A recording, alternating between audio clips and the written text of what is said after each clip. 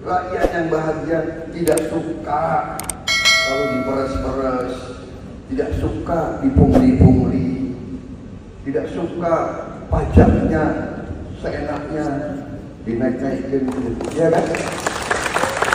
Kita ingin sistem perpajakan kita berkeadilan, oke? Kita hanya bicara yang 100 terkaya, dan 100 terkaya itu kekayaan mereka lebih dari 100 juta penduduk Indonesia. Sebuah gambaran ketimpangan. Karena itu rumus kita adalah membesarkan yang kecil tanpa mengecilkan yang besar. Itu rumus kita. Jadi kita ke depan ingin meningkatkan produktivitas. Dan kita ingin agar perpajakan kita pada yang paling atas itu harus berkeadilan. Jangan sampai kepada yang paling atas. Ini bukan kepada yang di tengah. Ini hanya 100 yang teratas. Pertanyaannya adalah, Caimin mengatakan bahwa akan pajakin 100 orang terkaya di Indonesia. Pertanyaannya simpel aja. Emangnya Bang Anies berani untuk pajakin 100 orang terkaya di Indonesia? Kalau boleh tahu emang strateginya gimana Bang Anies mau pajakin 100 orang terkaya di Indonesia? Silakan Bang Anies. Pertanyaan memangnya berani. Pertanyaan berikutnya, memangnya ada hutang budi apa?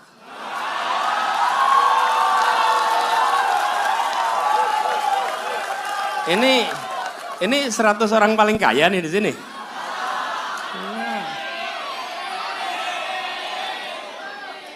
Iya, yang 100 paling kaya nggak berani ketemu. Gini, teman-teman sekalian, kita ingin sistem perpajakan kita berkeadilan, oke?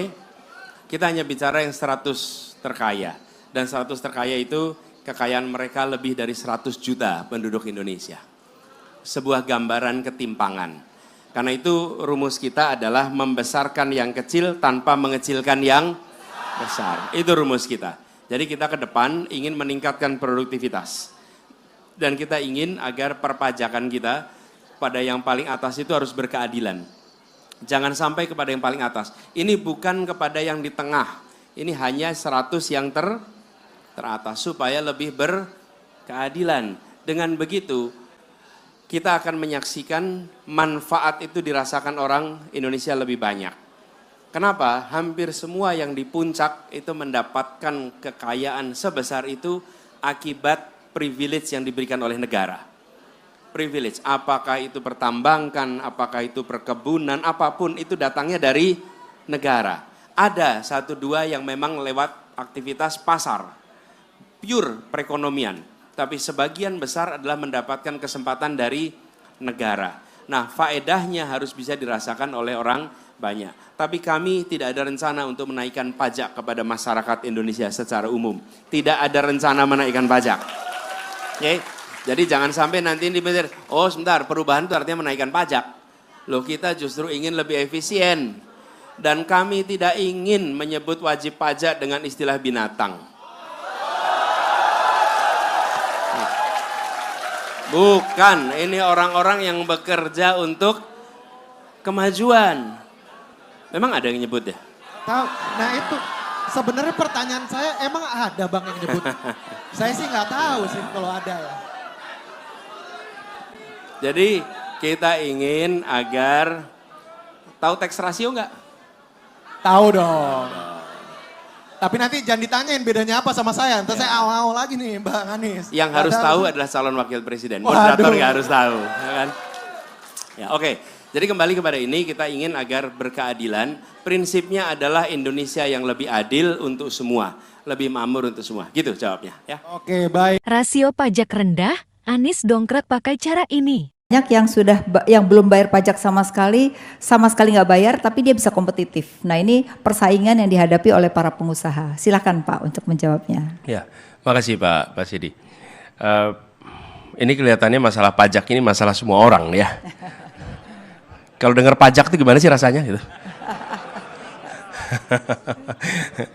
Iya, ini satu sisi kita memang sadar bahwa ini membutuhkan. Ya, di sisi lain harus ada reform yang agak serius nih.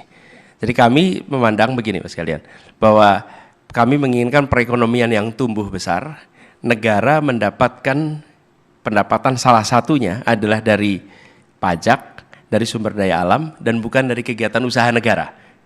Karena itulah pajak ini menjadi penting untuk dilakukan reform supaya kita dapat pendapatan yang cukup.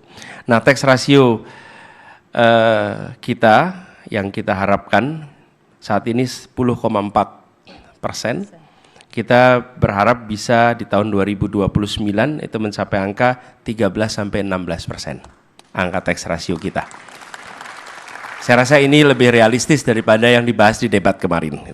Kan ikut ya debat kemarin. Ini kita coba angka yang realistis nih. Kemudian kita punya beberapa rencana. Pertama adalah tentang perbaikan kelembagaan keuangan negara. Jadi kita melihat perlu dibentuk badan penerimaan negara yang berada di bawah presiden langsung. Yang ini terpisah dari kegiatan treasurer. Nah, ini dua hal yang berbeda. Treasury itu dikelola tersendiri, kemudian di sini penerimaan itu tersendiri. Ini satu hal. Kemudian yang kedua adalah modernisasi sistem digitalnya. Dan ini sudah harus dikerjakan. Bapak Ibu sekalian, di sini yang mengelola perusahaan besar menggunakan sistem modern, apakah itu namanya SAP atau sistem-sistem yang lain, yang membuat ada sebuah pengelolaan di mana accountability itu bisa dipertanggungjawabkan dan di mana intervensi pribadi itu tidak bisa masuk ke dalam sistem. Sehingga dengan begitu semua akan mendapatkan equal treatment yang tadi disampaikan. Yang tidak bayar lolos, yang sudah bayar dikejar-kejar.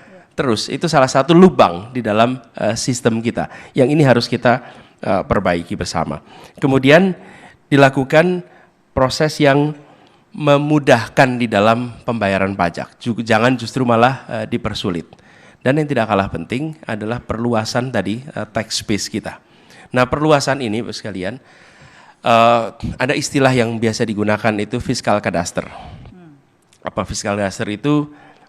Melakukan semacam sensus ulang. Dan sensus ulang ini ketika dikerjakan akan membuat kita bisa mengidentifikasi objek-objek pajak yang terlewat. Nah, tapi itu dilakukan biasanya fiskal kadaster itu yang enggan melakukan adalah justru yang dari dalam badan pajak itu sendiri. Karena dengan melakukan fiskal kadaster itu maka akan ketahuan mana yang sesungguhnya terlewat, mana yang sesungguhnya terlewat dan jadi rente di situ. Kami pernah merasakan di Jakarta, fiskal kadaster itu. Kita mengerjakan, misalnya begini, ini contoh fiskal kadaster. Di jalan, sebutlah satu ilustrasi saja. Sebutlah jalan Gatot Subroto. Data yang kita miliki, ketika orang mendapat IMB, di situ kemudian masuk datanya ke Dinas Pendapatan.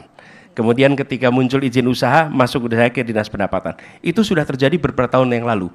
Dalam perjalanannya tidak pernah direview apakah ada perubahan, apakah ada perkembangan. Okay? Nah, ketika dilakukan fiskal kadaster, maka petugas itu akan berjalan, menyusur jalan Gatot Subroto, melihat semua objek pajak dan siapa saja yang ada dalam situ dan kegiatannya apa. Dan kemudian itu didata ulang sehingga membuat kita punya data terbaru tentang kegiatan perekonomian yang ada di situ, bangunan yang ada di situ yang mungkin terlewatkan. Banyak sekali kita menemukan, ini kalau contoh kami di Jakarta, tanahnya bayar terus, sudah ada gedung 10 tahun, gedungnya nggak pernah tercatat.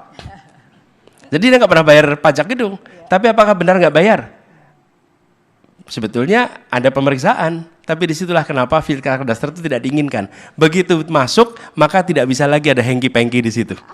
Okay? Karena seluruh datanya akan tercatat melalui fiskal kadaster. Jadi menurut saya fiskal kadaster ini penting untuk dilakukan. Gitu kira-kira.